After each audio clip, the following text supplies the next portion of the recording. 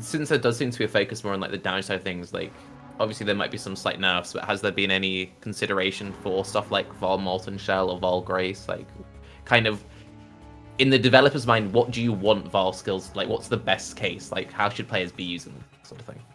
I mean, we avoided nerfing the sort of aura buff style Val skills. I mean, we're doing a patch about improving Val skills. We don't want it to just be 50% nerfs to the things that people are currently enjoying.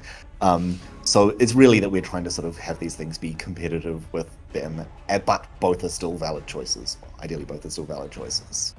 Yeah. That's fine. We touched a little bit on the difficulty side of things, and it's clear that you're trying to like push it more into the red maps, so you get like that 10th wave. But for like the campaign and the early maps, how would you compare the difficulty of Ultimatum to something like Delirium or previous League mechanics? Definitely not as challenging as Delirium can be when you get to the higher depths. It really is sometimes you're just going to have a nice relaxing ultimatum and you get some rewards from it. It's not every single fight is a bare knuckle fight for survival, but those encounters will come, and you will have a lot more warning when they do come because you're the one that chose to make it harder, chose to keep going. How exactly does the because it seems like there's like a time slow or like a pause where there are mobs still around you when you make the choice? How does that work? That is just every time the wave switches, the whole instance stops. So if you've got a party member far away, they'll be paused. But if you're in a party, there is a limited amount of time that can happen for, so someone can't AFK and leave you stuck there forever. So you've got, if you're solo, you've got as much time as you need to pick the options. In a party, there's a timer, and then the timer gets a lot shorter once someone's picked something. So you can see your party members' choices as well, so you know someone's locked in an option and the timer is ticking down. So once you recognize all the icons, like the same icon always means the same modifier. So you see the sort of totem-looking object, you're like, that's what I'm going for. It's only like 2 seconds to pick time stop, pick the modifier, and time resumes. We had it as a longer time stop with more epic effects, but we did what we would have done in a week after release anyway and shortened it right down. So it's quite a snappy time stop thing now. So I guess it probably is like the same tech you used when like Shaper used to come into maps. Is that sort of... Yes. Right, okay. We've just improved it a little bit to handle nicely if a player joins the instance and that kind of stuff. Okay. That's really good. The thought of the mob still moving and you being held in one spot was not appealing at all. Yeah. One thing I'm curious about, since we've got quite a few hardcore players here, what are your guys' like main fear about playing in the league? As in, what am I afraid of dying to? No, this is more for like Ryze, Noogie, and Octavian. Like, what is the main thing that they're worried will happen to their characters, and then you can be like, that will happen, or no, you'll be fine, sort of thing. My own stupidity. I already said it. It was the thing where I just want an item that I'm never gonna use. It's gonna lay in my stash, and I'm just gonna die for it. Yeah. Stacking auras, like high style. Oof. Or Legion. I think that's my as in biggest mob concern. stacking auras. Yeah. That is always a concern with this kind of stuff. Is it just completely random? It just can spawn any auras that it wants, and I think there's one modifier that's disabled entirely because it breaks some mechanics with it, but we're doing something with Cannot Die, which we're still experimenting with and playing around with just to see how we want it to interact with this league and potentially affect other stuff as well. But it's not decided on, and it's not a thing we just want to take away a core mechanic. Ideally, it's just changed in a way that fits the encounter style better. Is the disabled modifier proximity shield? It might be the one that raises everything up as specters, just because raising dead ultimatum monsters is I mean, saying that all ultimatum monsters will be spectrable, with setting the rares so they can spectre them, so there's some new stuff to play around with specters, but monsters won't be able to spectre themselves, so yeah. a suggestion for a quick solution for the Cannot Die would be to entirely remove it from the game. Just saying. That sounds like the easy way out. For you guys. Sometimes it's the good way out. Allies can die. Just preventing it bricking the encounter. I was actually going to ask about that because you do have a history with like certain problematic mods and GG being very firm about like, no, we want to protect it for the integrity of the game, all sort of stuff. Where do you draw the line between this is something that we like and we want to protect, and okay, no, this is a real problem, this has to go? It's different for different developers. So, yeah, I think Chris and Neon and myself all have slightly different stances on it. Kind of the same thing of we've kind of agreed that we want to keep everything that is a challenge in the game there, just prevent it actually creating problems. Performances, and a good example of a problem that Kanadai can bring up that we want to find a solution to the performance problem and the encounters being unable to be progressed problem, rather than full on removing it from as a thing that can add challenge to the game. It should be a thing that can add challenge to the game, not a thing that ruins the game. This is more of a specific balance question. I didn't really want to get into this, but I will. How do you feel about explodey chests? Because I feel like explodey chests is kind of just a thing that has existed, and yeah. There's a sector in the upcoming Balance Manifesto to talk about what we're doing with that stuff. But I'll save it for the Balance Manifesto, so That's fair. it's there alongside all the other nerfs. It's getting buffed. Poggers.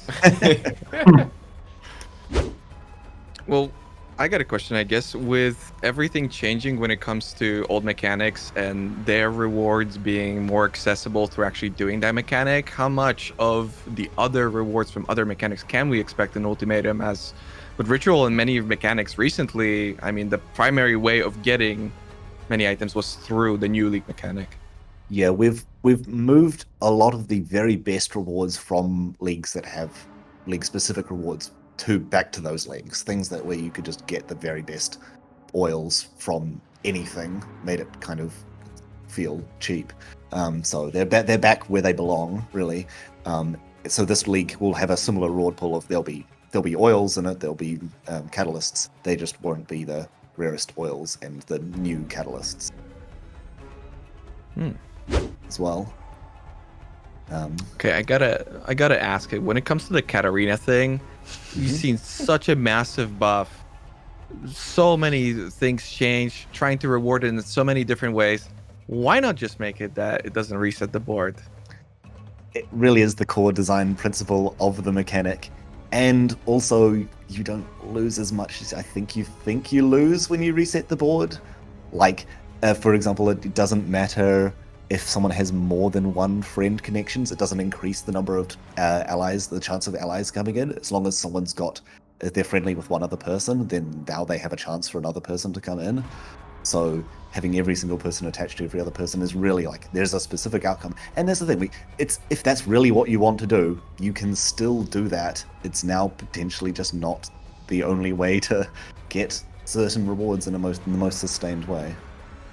Especially seeing as the tier 4 one is basically doubling the rewards of just about any master. I think part of that is also that you lose the ranks. So it takes a lot longer to then generate some of the safe houses. So if you have, say, a full 3-rank safe house, retaining some of the ranks could be a way at least. To be fair, we don't know what the passive tree nodes on the Atlas are going to be like next league, but this league there's a good number of generally. Oh, it's definitely easier. Yeah, like it is a lot easier to reinstate higher ranked characters. Yeah. It was like I tested it for a while this league, and in hardcore trade, which is a very different market, so take it with a grain of salt. It was like on the edge of being worth farming Katarinas as quickly as I could. So yeah, I guess the new system it would probably end up being worth. Yeah, I'm pretty sure, I can't remember the specifics, but I'm pretty sure we didn't nerf any of the Syndicate passives, and one of them that gave safe house experience, I think, was buffed a tiny bit. Okay. My personal experience is that leveling up guys in the correct zones was pretty quick, so it should be now even more worthwhile to be doing that. If I could add to that real quick, I don't actually think. This is fine, Rory. You're getting time to think. He's preparing the dodge question. Right. I've never actually worked on Path of Exile. Ask the next developer.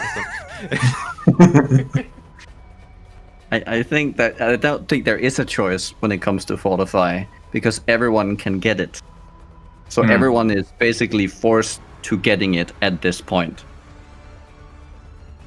Yeah. So Well, I have defenses that. are a big thing that we want to do a major pass on, but it is again a thing if we don't want to just nerf a couple of them. We want to do like this is what defenses, especially in PoE2, should be, that sort of big pass, and then obviously as soon as we've locked that in and decided it and done the work, because it does involve a lot of like what we're talking about involves a lot of changes.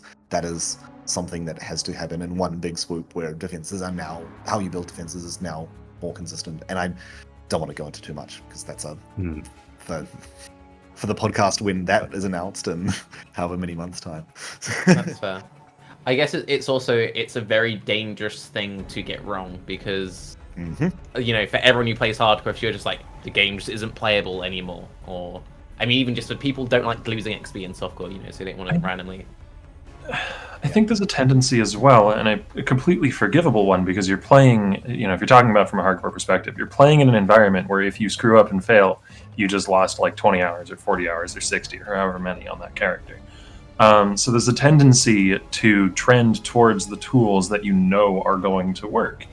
I think there's actually quite a lot of tools in the toolbox that, with the right build and setup, can work fairly well, but like why? Like why would you try? Well, And when it's there's a trade-off, right? Because sometimes the game is in a state where the defenses haven't been rebalanced in a long time, and you don't need the sort of extreme of having max block and 12k life. You can get by having 5k life and some block or glancing block, and that's good enough for the average character. In that case, you can invest whatever you would have put into like the extreme option into potentially more damage, right? Yeah, I mean, a lot of it is the recovery ties into this in a major way as well, and that ties into boss damage. Like they're all like connected factors that, again, we need to address all in one big go and see how that all shakes out. But that's a lot of discussion and development and things. So not this patch. I don't think we can get it done by this week. But